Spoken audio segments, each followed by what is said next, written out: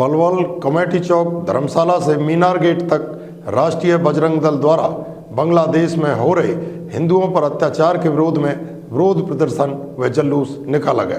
प्रदर्शन के दौरान लोगों ने जय श्री राम व बांग्लादेशियों हिंदुओं पर अत्याचार बंद करो के नारे भी लगाए। कमेटी चौक धर्मशाला में मीनार गेट तक राष्ट्रीय बजरंग दल द्वारा बांग्लादेश में हो रहे हिंदुओं पर अत्याचार के विरोध में विरोध प्रदर्शन निकाला गया। प्रदर्शन के दौरान लोगों ने जय श्री राम और बांग्लादेशियों हिंदुओं पर अत्याचार बंद करो के जमकर नारे भी लगाए। इस अवसर पर राष्ट्रीय बजरंग दल के क्षेत्रीय महामंत्री मुनीश भारद्वाज ने कहा कि पिछले 4 महीने से लगातार बांग्लादेश में हिंदुओं पर अत्याचार किए जा रहे हैं, उन पर हमले हो रहे हैं और 4 महीने पहले बांग्लादेश में सत्ता का तख्ता पलट हुआ था और वहां की प्रधानमंत्री शेख हसीना को प्रधानमंत्री पद से हटाया गया था। इस सत्ता के संघर्ष में बांग्लादेश में हिंदुओं ने किसी का क्या बिगाड़ा था जो उन पर वहां पर लगातार तभी से अत्याचार किए जा रहे हैं। उन्होंने कहा कि बांग्लादेश में ऐसा पहली बार नहीं हो रहा है, क्योंकि जब से बांग्लादेश अलग देश बना है तब से वहां पर हिंदुओं पर अत्याचार किया जा रहा है।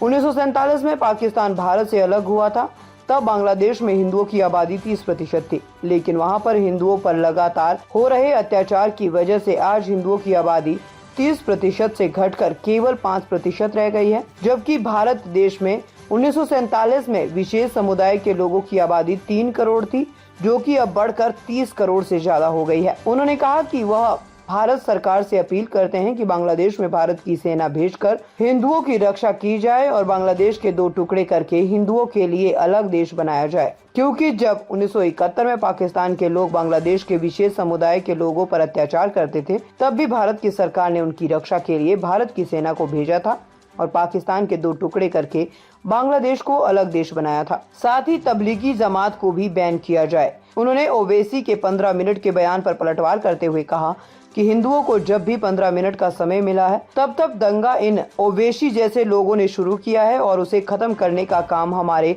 हिंदू नौजवानों ने किया है। राष्ट्रीय हिंदू परिषद राष्ट्रीय बजरंग दल के द्वारा बांग्लादेश में जो हिंदुओं का उत्पीड़न हो रहा है उसके विरोध में निकाला जा रहा है। गत 4 माह से हम देख रहे हैं कि बांग्लादेश के अंदर हिंदुओं के ऊपर लगातार हमले किए जा रहे हैं। वहां की बहन बेटियों का उत्पीड़न किया जा रहा है, उनकी धन संपत्ति को आग लगाई जा रही है, उनके व्यापारिक प्रतिष्ठानों को लूटा जा रहा है। 4 माह पूर्व बांग्लादेश के अंदर शेख हसीना की सरकार को बर्खास्त किया गया, पदस्थ किया गया। वहां के कट्टरपंथियों द्वारा सरकार को हटाया गया, बात समझ में आती है। सत्ता का संघर्ष था, यह बात भी समझ में आती है, लेकिन इस सत्ता के संघर्ष में, राजनीतिक लड़ाई में उन हिंदुओं ने क्या बिगाड़ा था जो लगातार बांग्लादेश और उसकी उन्नति के लिए, उसकी प्रगति के लिए अपना खून पसीना एक कर रहे थे। बात सत्ता के संघर्ष की थी। लूटा हिंदुओं को जा रहा था जो लगातार बांग्लादेश के लिए काम कर रहे थे, बांग्लादेश के लिए देशभक्ति से अपना खून पसीना बहा रहे थे। और मित्रों, ऐसा पहली बार नहीं है। जब से बांग्लादेश बना उससे पहले भी और उसके बाद भी लगातार वहां हिंदुओं का उत्पीड़न किया जा रहा है। जिस समय 1947 में पाकिस्तान भारत से अलग हुआ था, उस समय जो बांग्लादेश था वहां पर 30% हिंदुओं की आबादी थी, लेकिन आज उनके अत्याचारों के कारण से, मुसलमानों के हमलों के कारण से, उनके धर्म परिवर्तन के कारण से केवल वह आबादी 30% से घटकर के 6% रह गई। भारतवर्ष के अंदर जो मुसलमान 3 करोड़ था 1947 के समय, आज 30 करोड़ से ज्यादा मुसलमान इस भारत के अंदर है। और क्या कारण है कि भारत के अंदर मुसलमान लगातार बढ़ रहा है और बांग्लादेश और पाकिस्तान के अंदर लगातार घट रहा है? कारण है कि ये लोग जिस देश के अंदर रहते हैं उस देश के अंदर दूसरे धर्म के लोगों का जीना दुश्वार कर देते हैं। पाकिस्तान के अंदर हिंदुओं की जो बेकदरी हो रही है, उसी प्रकार आज बांग्लादेश के अंदर हो रही है। जब 1971 में बांग्लादेश के मुसलमानों के ऊपर पाकिस्तान के लोग हमले करते थे, उनके साथ बदसलूकी होती थी, उनकी बहन बेटियों के ऊपर अत्याचार होता था, तो 1971 में भारत की प्रधानमंत्री इंदिरा गांधी ने उनकी रक्षा सुरक्षा के लिए भारत की सेना को भेजा था। और जब भारत की सेना को वहां भेजा तो पाकिस्तान के 2 टुकड़े किए, बांग्लादेश को अलग करने का काम भारत की सरकार ने किया, भारत की फौज ने किया।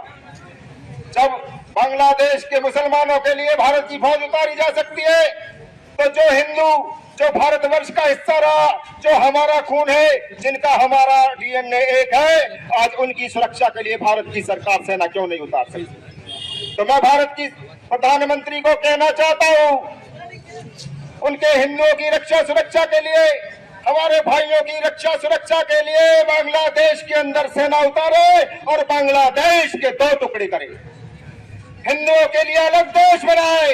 अगर मुसलमानों की रक्षा सुरक्षा के लिए अलग देश भारत की सेना बना सकती है, तो भारत की सरकार हिंदुओं की रक्षा के लिए क्यों नहीं बना सकती?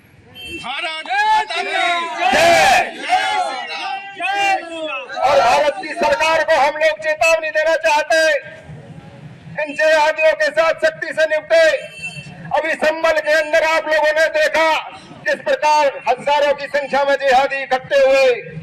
उससे पहले भी देश के अंदर अनेकों बार पथराव होता है, धार्मिक जुलूसों के ऊपर पत्थर मारे जाते हैं। ये कट्टरपंथी भारत के किसी भी राज्य के अंदर हिंदुओं के ऊपर हमले करने से चूक नहीं रहा है। तो भारत की सरकार से कहना चाहता हूँ, इन कट्टरपंथियों पर लगाम लगाए और इस देश के अंदर जो सबसे ज्यादा आतंकवादी पैदा करने का काम कर रहे हैं, तबलीगी जमात, जो इन आतंकवादियों की जड़ है, इन आतंकवाद की मां है, उस तबलीगी जमात को बैन करने का काम करे।